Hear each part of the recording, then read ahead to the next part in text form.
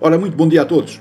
Hoje, terça-feira, dia 13 de julho do ano da graça 2021, vamos voltar a um tema que já foi abordado há uns dias atrás e que teve a ver e que tinha a ver com a biografia, com a história e a ligação de Egas Muniz a Lobão da Beira, e que falava de um seu tio, o tio Augusto, um dos seus tios que de facto viveram muitos anos, viveram e morreram em Lobão.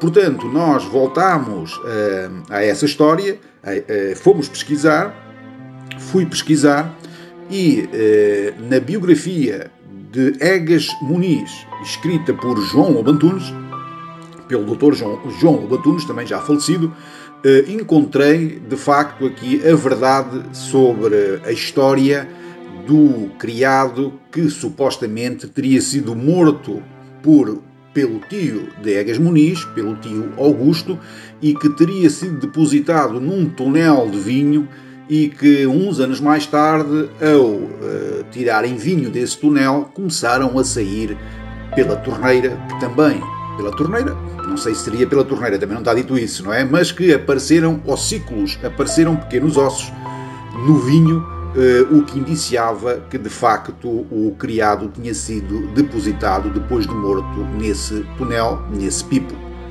Portanto, vamos então aqui à biografia de Egas Muniz, escrita por João Lobo Antunes, onde diz o seguinte, e passo a ler.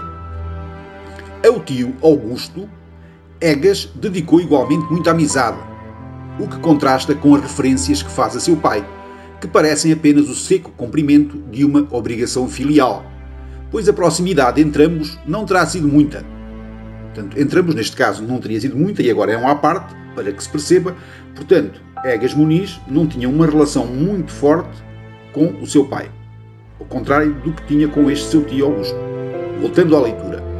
O tio Augusto vivia em Lobão, uma aldeia de Tondela, e possuía vinhas divididas por dois locais distantes. Roças nas serras aroquesas e outras para além do Caramulo. Mais tarde, aposentado da contadoria, o tio João António juntou-se ao irmão em Lobão. Egas conta que nas férias, quando era já estudante em Coimbra, passava tempos em Lobão, entretendo-se a ler ao tio relatos de batalhas. O tio João lia igualmente ao irmão o 1º de janeiro e, com especial interesse, as cartas de Lisboa de José Maria de Alpuim, personagem influente na carreira política de Egas e que encontraremos adiante. Egas narra em pormenor uma espécie de saga camiliana que muito perturbou a família e deu grande brado na altura, e que vale a pena reproduzir. Por volta dos anos 50, aliás, por volta dos seus 50 anos, o tio Augusto decidiu viver em roças com 2 criados e um moço de lavoura, a quem Egas chama António. Uma manhã, este António desapareceu, para grande aflição da mãe, uma pobre viúva que veio à casa do tio para saber do filho, com choros e clamores incomodativos. Começa então a correr a história de que o patrão o teria morto na sequência de uma zanga e que, com a cumplicidade da criada Mariana, que era forte e resoluta, o tinham enterrado no quintal. O tio Augusto é assim acusado formalmente do crime e é feita a primeira diligência judicial pelo administrador do concelho, à qual ele pouco reagiu, desanimado e deprimido pela acusação, o que mais agravou as suspeitas. Só a criada resistia bravamente. As autoridades deram volta ao quintal, à horta, e levantaram até ao chão da adega à procura do cadáver. O pai de Egas parece ter tomado a seu cargo a iniciativa de dar notícia do desaparecimento nos jornais da terra e pelas pregações dominicais dos párocos da região, e procurou em Aroca o primo José Maria de Lima e Lemos, que era juiz da comarca, pedindo a sua intercessão.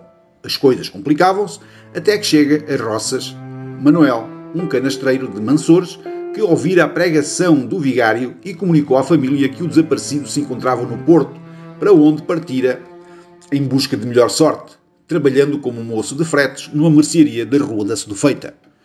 Para o Porto partem então os irmãos João António e Fernando, o pai de Egas, juntamente com o Manuel Canastreiro, pago pela tarefa e pela boa notícia. Na jornada de regresso, Os irmãos trouxeram o desaparecido de volta às roças. A notícia correu logo, e todos o queriam ver, e foi-se juntando gente, mesmo alguns daqueles que estavam seguros de que houvera crime. Egas remata a narrativa dizendo que ouviu ao seu pai contar este episódio, que teria ocorrido em 1876, muitas vezes com algum remorso por ter duvidado por um momento da inocência do irmão. Esta foi página saliente com acontecimentos que alteraram a vida do mais pacato dos meus tios e perturbaram a de toda a família.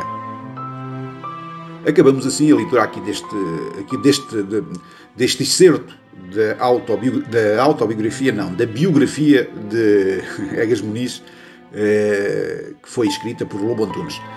Portanto, fica desmistificada aqui aquela questão da morte do criado do tio de Egas Muniz.